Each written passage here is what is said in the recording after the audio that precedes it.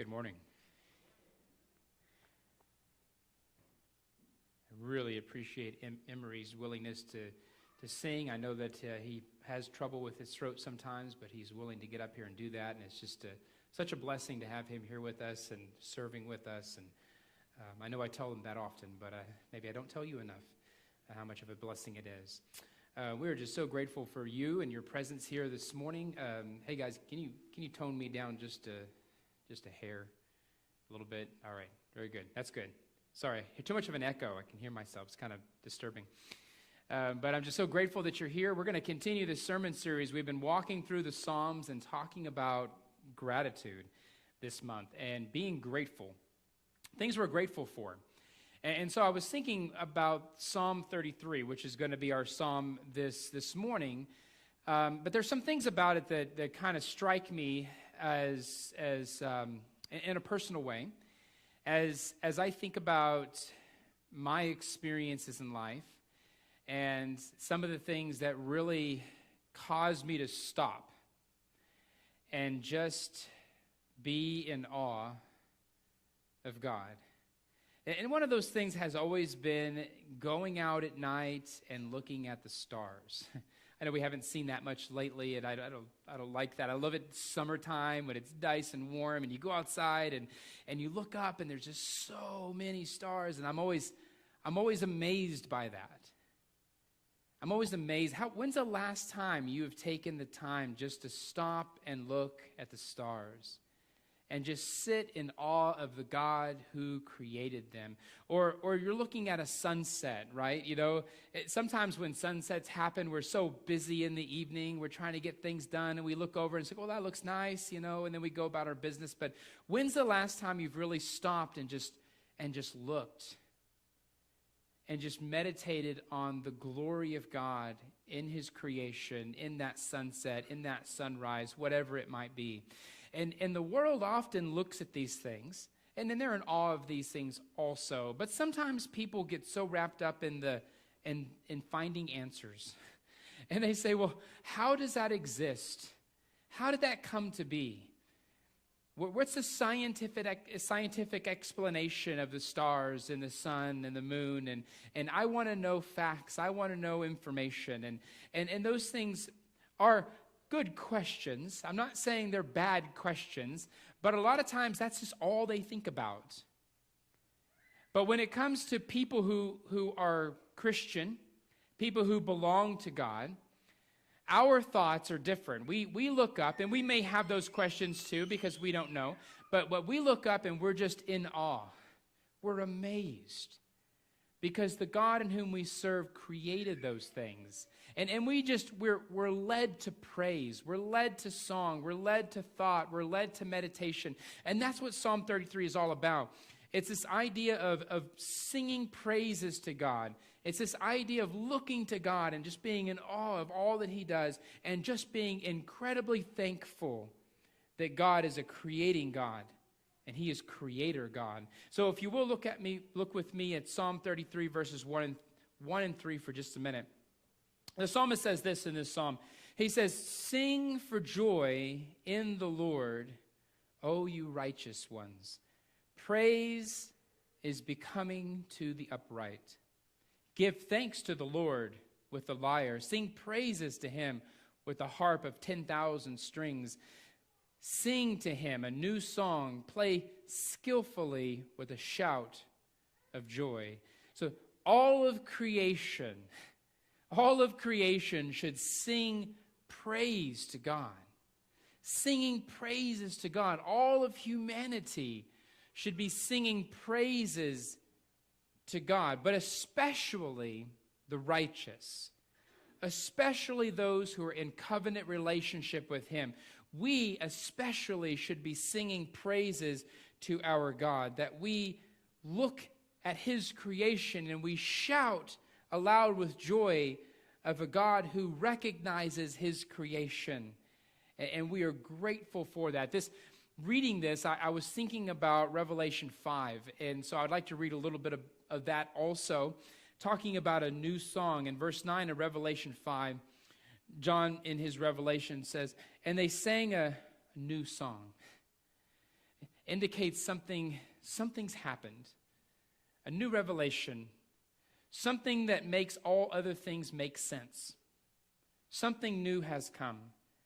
And he said, the song is this: "Worthy are you to take the book and break its seal, for you were slain and purchased for God with his blood men from every tribe and tongue and people and nation." In verse 10, he says, "You have made them to be a kingdom of priests to our God, and they will reign upon the earth."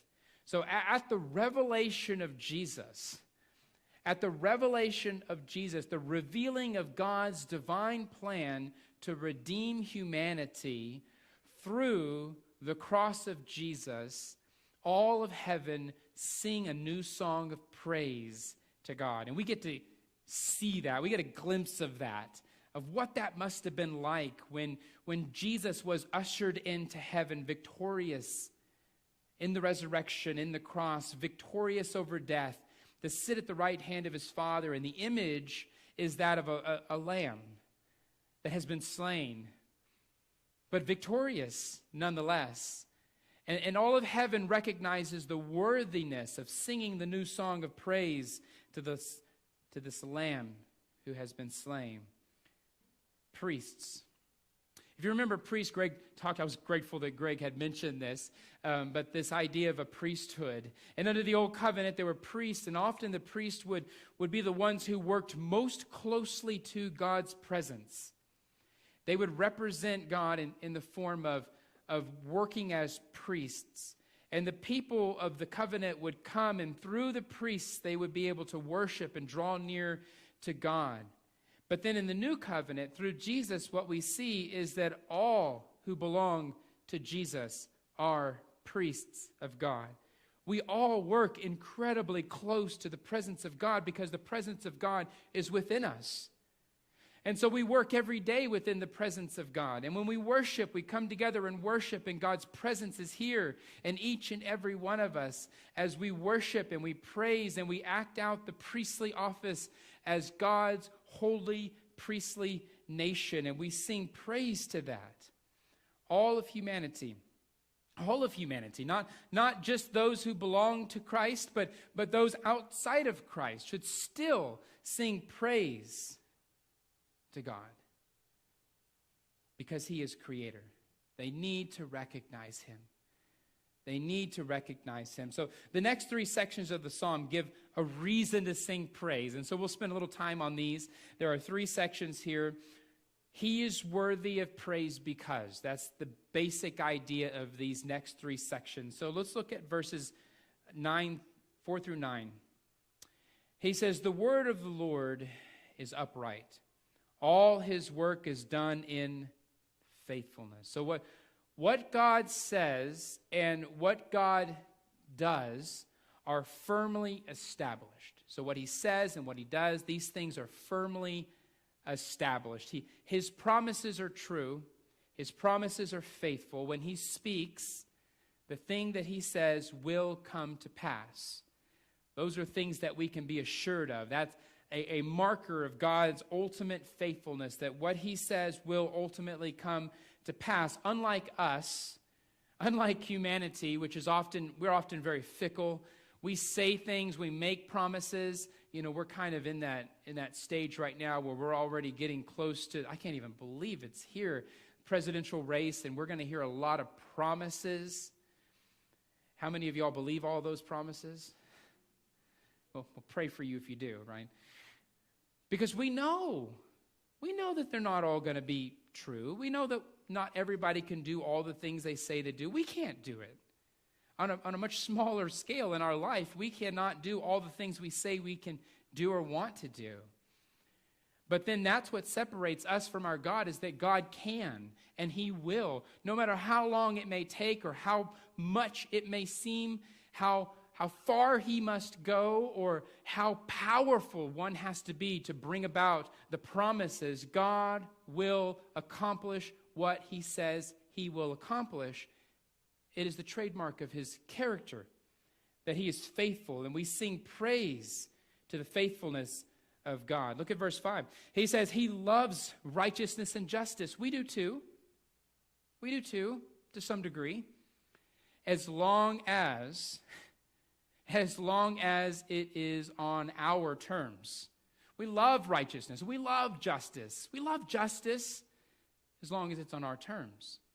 As long as we get to define what is just. Right? And a lot of times we couple that with, in our minds, what's in it for us? And there is the fault with humanity, is that we are constantly looking to what is right and what is just, but we want to know what's in it for us. But when God serves out righteousness and justice for humanity, it is right and it is just, based on the highest standard and not earthly standards. And so we praise God for his righteousness. He loves it. We praise God because he loves justice, and we learn what those terms mean through the God who loves these things. Look at the next part of that verse. He says, the earth is full of the loving kindness of the Lord. The earth is full of the loving kindness of the Lord. Now, it may not always look that way. It may not always feel that way. We find a lot of hate, a lot of anger, a lot of death. We find a lot of things in this life that are very unkind. But we have to acknowledge the fact that despite all of that, that the psalm is true. The earth is full of the loving kindness of the Lord. It's kind of like what James said in James 1, verse 17. He says, every good thing given and every perfect gift is from above, coming down from the Father of lights, with whom there is no variation or shifting shadow. Why is God worthy of praise? Why is he worthy of our song? Why is he worthy of our acknowledgement? Why is he worthy of praise? Because all that is good, every perfect gift, comes from him. He's worthy of praise because of that. No gimmicks, no tricks, no gotchas, but pure, unconditional love, grace filling the whole world. And we praise God for that. Look at verse 6. He says, by the word of the Lord the heavens were made, and by the breath of his mouth all their hosts. He gathers the waters of the sea together as a heap. He lays up the deeps in storehouses. These are things that are praiseworthy, things that we ought to look at and acknowledge and say, yes, my God did that. Not to think about how it came to be and how it may have happened by mistake, or not to say that the scientific method is not inappropriate in all cases, but the first thing we have to acknowledge is, my God did that. The details can come later. My God accomplishes that. My God created that. My God did all of that. He is the one who gathers the sea together as a heap. That's how that happened. The details will come. But it begins with him. Right? It's the creation story in Genesis. God is praiseworthy because all that we see, all that we touch, all that we taste, the sun, the moon, the stars, all of these things that cause us to stop and just be in awe of the creation in which we live in. Our God spoke those things into existence. He spoke, and those things exist, and we are just amazed at his ability and his power and his foresight and his wisdom to create all that we see, all that we hear, all that we taste, all that we touch.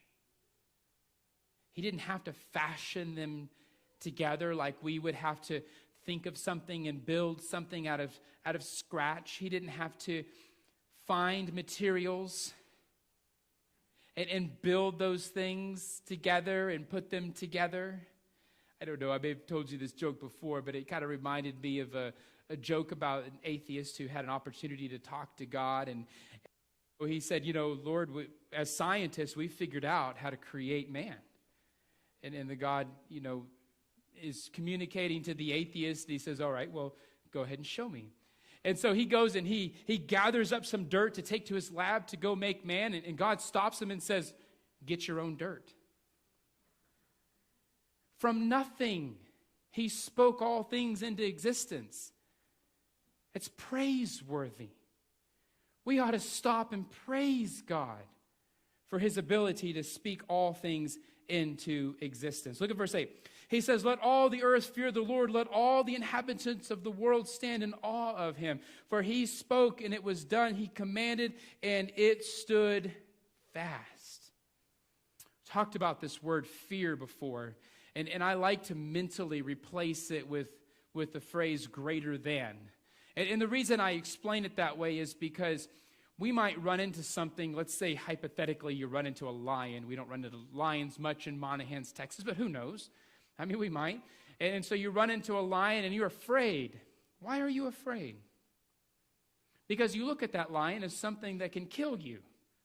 Your life is in danger. It's greater than you. It's more powerful than you. It's faster than you. You don't stand a chance against it, so you have fear. It's greater than you are. But then on the same hand, you can also look at a person who you respect and you admire and you look up to and you recognize as somebody who has earned a place that is admirable, and you fear that person. You consider them greater than you.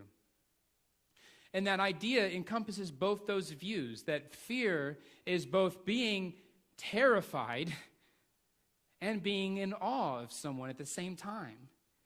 And the God in whom we serve, we recognize is greater than us. We fear him.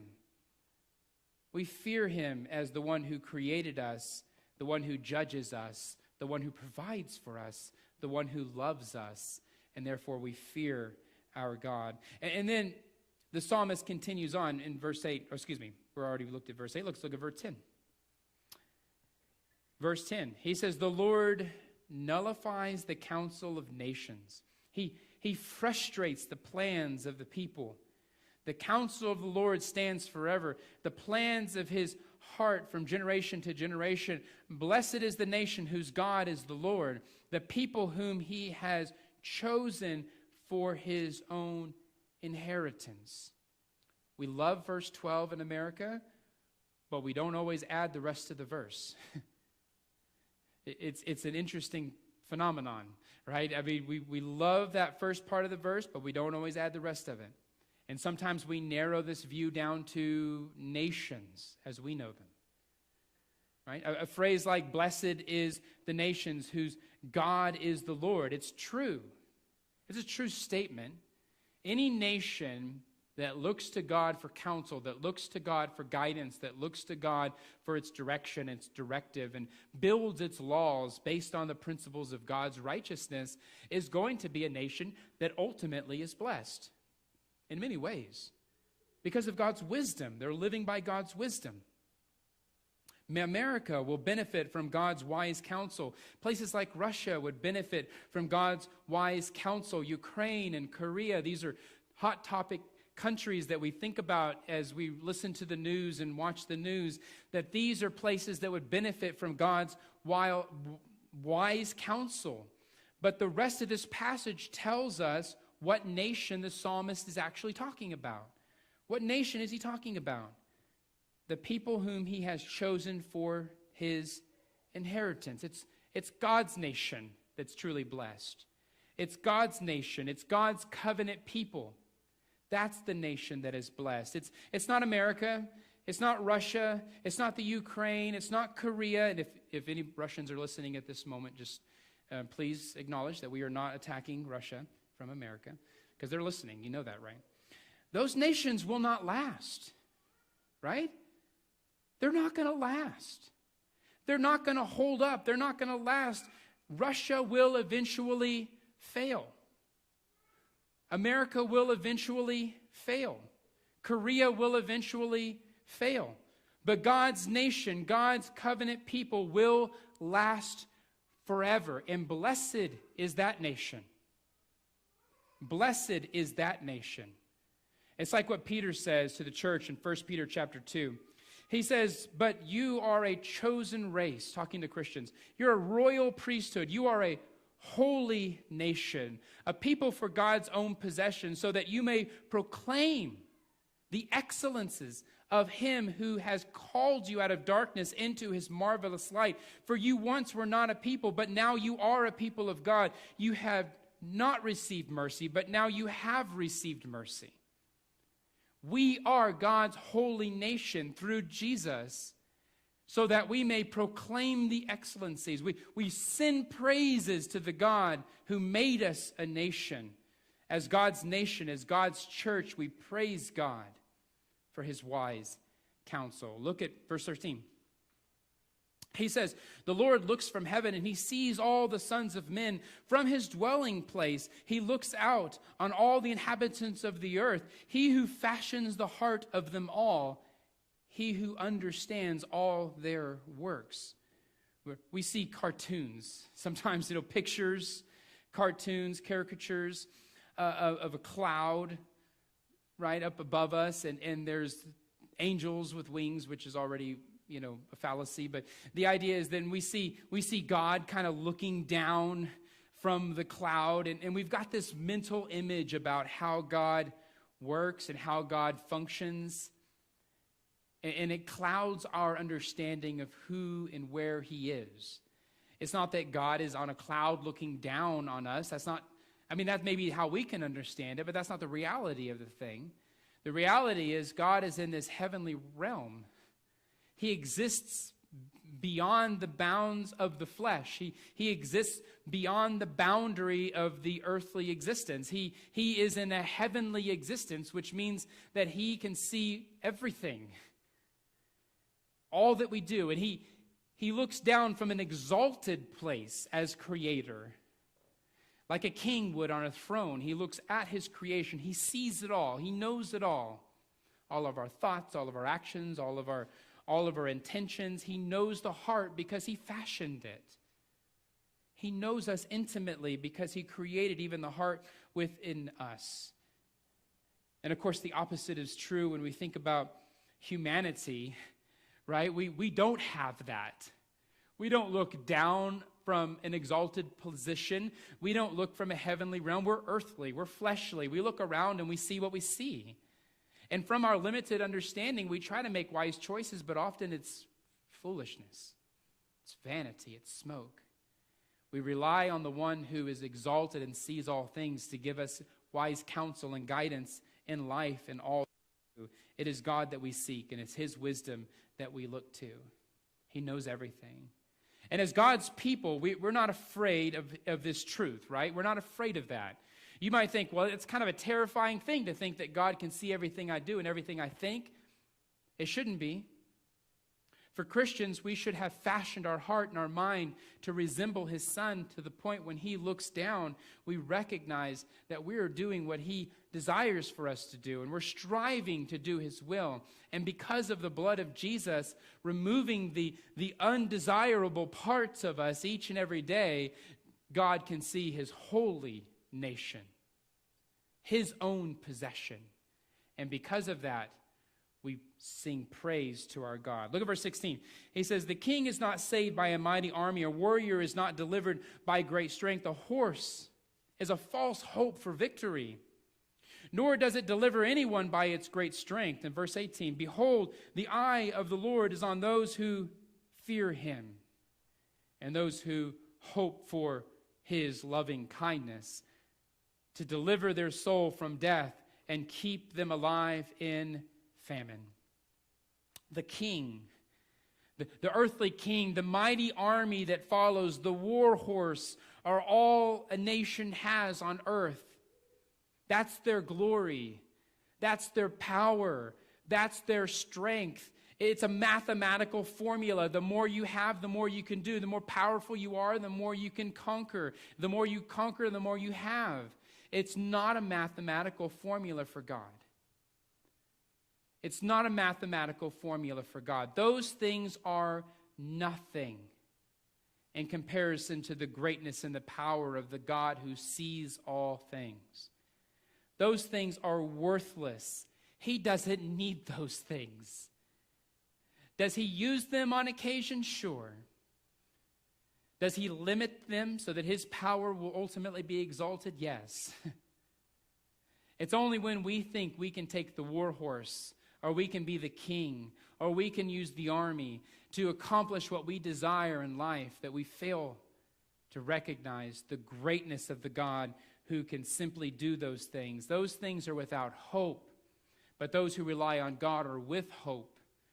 And we recognize the power of a God who can bring us and raise us from the grave. Look at verse 20. That kind of concludes that idea of praising God. Those are those main principles in the middle of this psalm. And the psalmist concludes with these words. So let's read those together. He says, our soul, our life, waits for the Lord.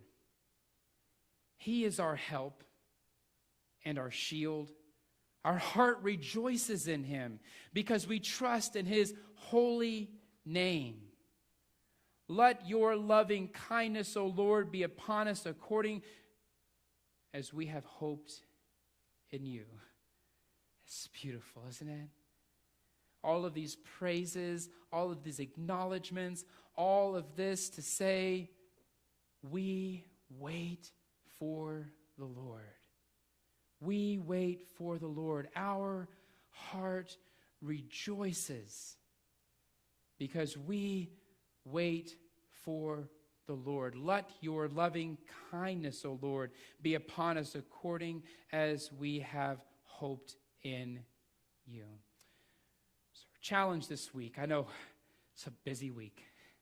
It's going to be chaotic. It's going to be crazy. There's going to be turkey. There's going to be dressing. And who can pass that up, right? There's going to be pies, but it's going to be a time of distraction. And I just hope that you meditate on this psalm. Maybe go home and read it again and just meditate on it. And our challenge this week is simply this.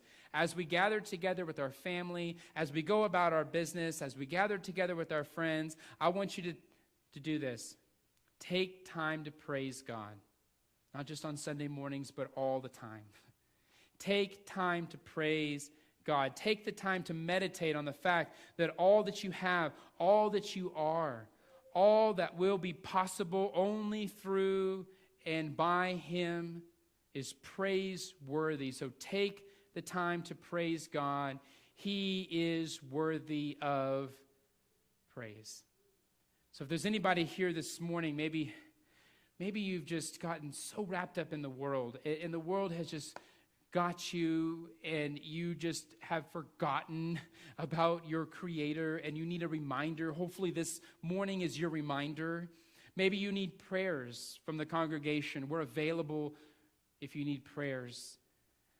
If you have a desire to become part of God's holy nation, to put on Jesus in baptism, to experience death so that you can experience life, that opportunity is available for you this morning if you would come forward as we stand and as we sing.